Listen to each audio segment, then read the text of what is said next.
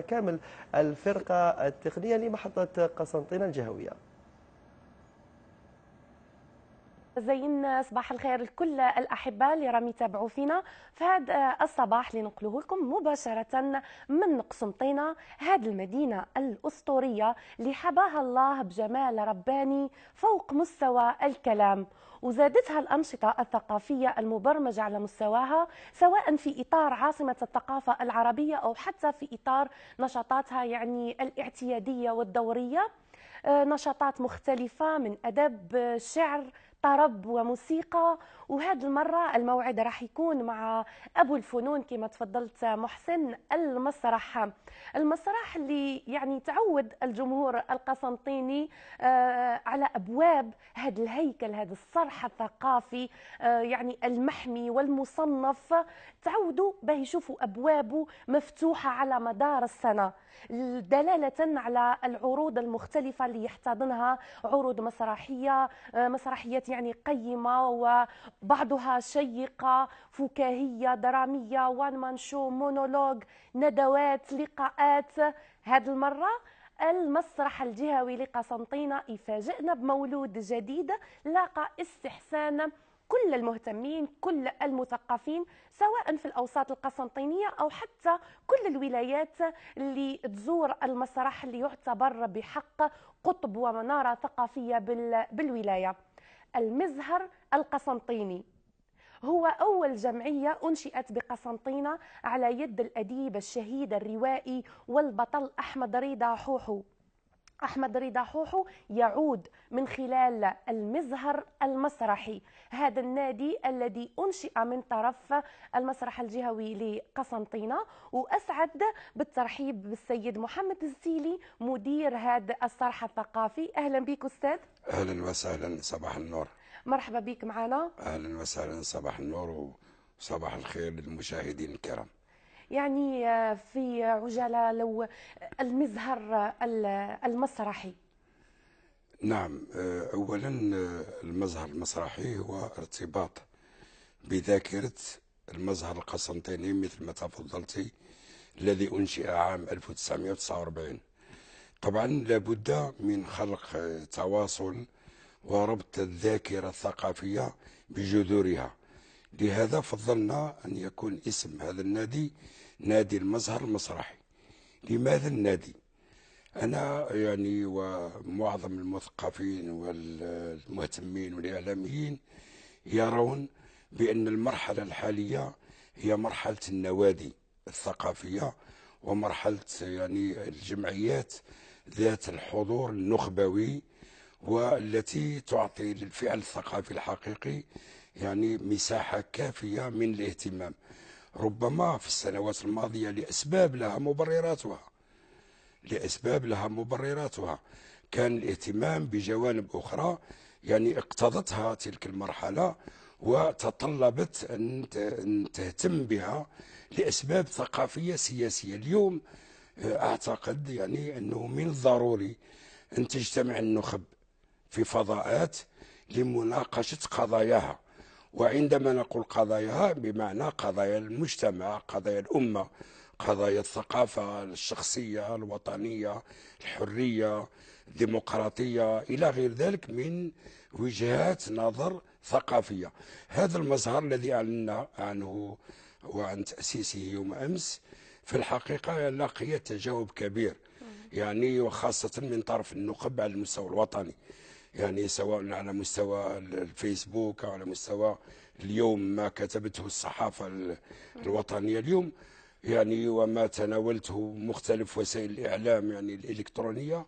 نعتقد أن يعني الإنشاء يعني الذي قمنا به وضعنا ووضع الفنانين أمام مسؤولية جسيمة. من السهل بداية فيها أو من الخوض السهل أن فيها. يطلق الإنسان صحيح. مبادرة، ولكن من الصعب أن يتكفل بها وأن يجعلها يحافظ عليها في مستمرة. نفس المستوى. نعم، وأن يعني يجعلها في نفس المستوى إلى غير ذلك. من هذه الزاوية ومثل ما قلت يوم أمس، فإنني يعني سأضع هذه المبادرة بين أيدي فنانين مسرحيين من الجيلين. جميل. أنا لا أؤمن بالقطيعة أنا أؤمن بالتواصل، لابد. عذرا سيد السيلي، يعني ولولا التواصل لما أعيد المسرح القسنطيني منذ أزيد من 40 أو 50 سنة. يعود إلى قسنطينة هو يعني تواصل وحضور دائم كما أشرتم في ذلك من خلال تأسيسكم. نشاهد سويا هذا الروبورتاج الذي يختصر لنا الموضوع ويضع بين أيدي مشاهدينا الكرام نادي المزهر المسرحي القسنطيني. لأنه لا تطور ولا مستقبل للتمثيل عموما وأبي الفنون على وجه الخصوص إلا بالحوار الدائم بين الأجيال، ولأن النوادي هي نواة الحركة الفكرية والثقافية في المجتمع، تم تأسيس نادي المزهر المسرحي لمسرح قسنطينة الجهوي. اليوم هو الإعلان عن التأسيس. تأسيس هذا الفضاء هو من أجل خلق حوار متواصل بين الفنانين المسرحيين سواء هنا في قسنطينة أو في الجزائر. النادي حمل هذه التسمية إحياء لأول جمعية مسرحية بالجزائر، المزهر القسنطيني، التي أسسها الأديب أحمد رضا حوحو عام 49 900 وألف، وينعقد مرة كل أسبوعين كفضاء لطرح الرؤى المسرحية والتطلعات الهادفة لتطوير فنون الخشبة، كما يفتح أبوابه لكل من له صلة بالإبداع المسرحي. وسيكون كذلك ركحا لتكريم الوجوه المسرحية التي ساهمت في الارتقاء بمسرح قسنطينة الجهوي وإثرائه بإبداعاتها، أمثال حاج إسماعيل محمد صغير، جيلان الشريف، وحسان بن الشيخ لفقون. نجم نقولوا رانا ماناش من الناس اللي نساونا، الناس الكبار ما حقهمش ينساوهم، هما اللي مهدوا الطريق.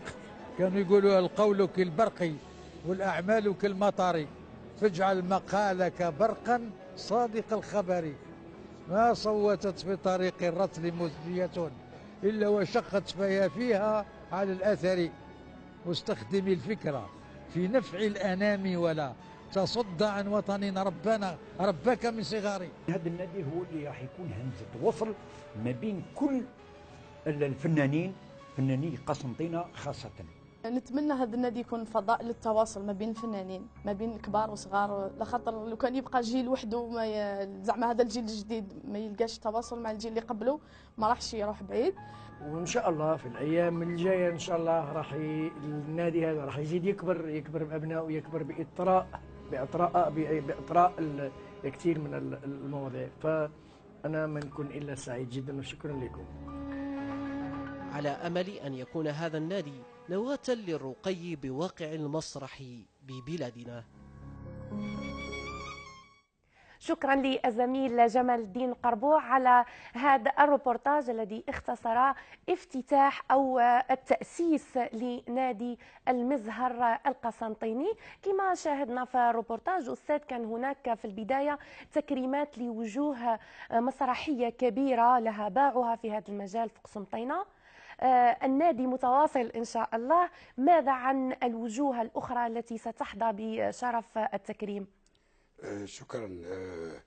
أولا الوجوه التي يعني كرمناها يوم أمس هي وجوه تعود إلى يعني بداية القرن، ميلادها من بداية هذا القرن يعني، وهي من الوجوه الكبيرة في قسنطينة التي أسست للفعل المسرحي. ثانيا برنامج تكريمات متواصل مرة كل أسبوعين لكي نكرم يعني في مجموع 18 فنانا مسرحيين من مجموع يعني القائمة الطويلة التي أعددتها والتي أعلنت عنها، وتحتوي على يعني قرابة 100 فنان مسرحي يعني من قسنطينة وحدها. سأرسلها إلى كل السلطات لكي أدعوها يعني مثل ما أدعو نفسي إلى الاهتمام بالفنان المسرحي في المناسبات الوطنية العديدة، يعني حتى تحظى بالتكريم وتحظى بالرعاية والعناية. وهذا يعني واجب أولا السلطات العمومية، وأيضا أدعو المؤسسات الخاصة، لأن القطاع الخاص أيضا مطلوب منه اليوم أن يلعب دوره في الفعل الثقافي وفي خلق يعني تواصل وحركية فنية ثقافية. إذن هذا الفضاء هو للتكريمات نعم، ولكنه في العمق هو فضاء للحوار، نعم. للتواصل بين الأجيال. نعم. ولاحظت أمس يعني بعض الشبان من الممثلين والمخرجين صحيح كان حضور لا مكثف. يعرفون. أولا كان الحضور مكثف يعني والحمد لله، وهذا أسعدنا. وخاصة أنني لاحظت أنهم لا يعرفون هذه الأسماء التي جئنا نعم. لتكريمها، وهي من المؤسسين. يعني حتى أن هناك من اشتغل مع المظهر المسرحي لأحمد رضا حو. ففي الحقيقة يعني واجب كسر الصمت وكسر العزلة ما بين يعني الفنانين بصفة عامة والمثقفين. أعتقد أن هذه هي مهمة المرحلة الحالية. أكيد، وأنه مثل هذا التواصل هو الذي يحافظ على التراث سواء الثقافي بصفة عامة، سواء كان مسرحي أو أدبي أو حتى يعني موسيقي أو فني. قسنطينة محظوظة هي طيلة السنوات محظوظة، لأنه كما قلت هي مدينة أسطورية. ربما زادتها تظاهرة قسنطينة عاصمة للثقافة العربية، زادتها تألق، زادتها بروزا وغنجا، لأنها تحتضن الكثير من التظاهرات، المسرح من جهة وأسابيع ثقافية أخرى من جهة موازية تفتح الباب أمام الجمهور القسنطيني ليغوص في عمق الثقافات الجزائرية من مختلف الولايات. هذه المرة الأسبوع الثقافي لولايتي ميلا ومسيلة كان حاضر في قسنطينة أيضا، وصنع الحدث الكثير من التراث اللامادي اللي تنقل هنا لقسنطينة. أبواب فتحت لكل المهتمين، نفتحوها اليوم أيضا في هذه الصبيحة لكل الأحبة اللي راهم يشاهدوا فينا. نشاهد مع بعض أستاذ روبورتاج حول الأسبوع الثقافي لولايتي ميلا ومسيلة ونعود. بموروث يعبر عن رسالة أصيلة معطرة بعادات وتقاليد متميزة تصنع هوية الولايتين، حطت ميلا والمسيلة رحالهما بقسنطينة عروس ثقافة، فكانت الصور الرائعة واللوحات المتميزة التي تصنع الهوية الجزائرية. جئنا من أجل إبراز التراث المادي واللامادي للولاية من خلال معارض ومعارض للتعريف بالولاية، من خلال أهم المواقع التاريخية والمتاحف وأعلام الولاية المسيلة. اليوم حاولت قدر الإمكان إبراز موروثها الثقافي من خلال هذا المعرض الذي يضم أجنحة مختلفة بما فيها صناعة الفخار، الحلي، صناعة الزرابي، صناعة الأواني التقليدية، أكلتها الشعبية. قيم جمالية ترمز للعمل الإبداعي وخليط من الفنون النفعية والشعبية، كانت ألوان عرس مفعم بنكهة جهوية وتوابل جزائرية. نخدم فن التعتيق على النحاس وفن التعتيق على السيراميك. عندي لوحات زيتية، نخدم ثاني لوحات زيتية زيتي فوق الديبورتري على القماش، ونخدم لوحات زيتية على بطريقة واقعية جديدة.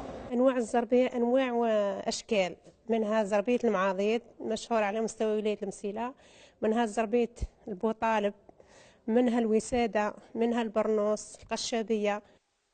هي الثقافة في أبهى صورها، شلال يتدفق وجمال محبب يبعث النشوة في القلوب. وليست هناك نشوة أجمل من هذه الأسابيع التي تحمل لنا تراث الجزائر الحبيبة، تختصره في لحظات في مساحات صغيرة. كانت هذه إطلالتنا الصباحية، نتمنى إن شاء الله تكونوا قضيتوا معنا أوقات طيبة وممتعة، ونتمنى لكم باسمي وباسم كل الطاقم والفرقة التقنية اللي حاضرة معنا وخدمتكم في هذه الصبيحة بداية أسبوع إن شاء الله موفقة. أستاذ أسعدنا كثيرا لقاؤك، كما أسعدنا افتتاح النادي. نعم. كلمة ختامية. كلمة ختامية، أشكرك أولا لهذه المساحة الإعلامية التي يعني هي دعم إعلامي آخر يعني لهذا النادي. أشكرك مرة أخرى وأتمنى لك يعني مزيدا من العمل في مجال القطاع الثقافي والفني بصفة عامة. شكرا للأستاذ محمد السيلي مدير المسرح الجهوي لقسنطينة ضيفنا في هذا الصباح. أجدد تحياتي للجميع وأحيل الخط إلى الزميل محسن بالجزائر العاصمة. محسن بالجزائر العاصمة. محسن. يعطيك الصحة.